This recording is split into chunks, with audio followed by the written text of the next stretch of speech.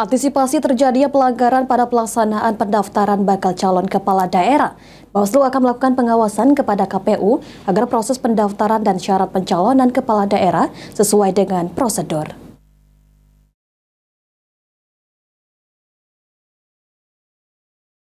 Tahapan pendaftaran kepala daerah untuk pemilihan gubernur dan wakil gubernur, bupati dan wakil bupati, serta wali kota dan wakil wali kota yang akan dilaksanakan serentak pada tanggal 27 hingga 29 Agustus 2024. Kurniawan, Ketua Bawaslu Provinsi Sumatera Selatan mengatakan, pihaknya telah melihat persiapan yang dilakukan KPU sebagai penyelenggara pilkada untuk memastikan kesiapan KPU dalam melaksanakan pendaftaran bakal calon kepala daerah, mulai dari tahapan pendaftaran hingga syarat pendaftaran bakal calon kepala daerah sesuai dengan tata cara dan prosedur.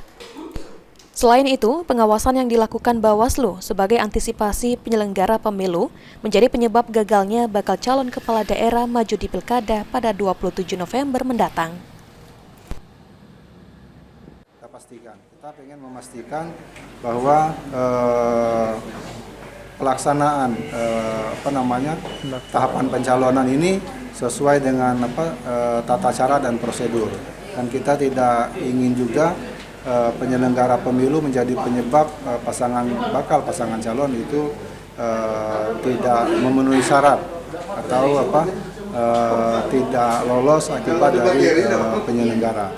Tentunya kalau ditambahkan Kurniawan, jika berkaca pada pilkada sebelumnya, tahap pendaftaran bakal calon kepala daerah, syarat administrasi dan tes kesehatan bakal calon kepala daerah perlu dilakukan pengawasan agar tidak terjadi pelanggaran. Eki Saputra, PAL TV.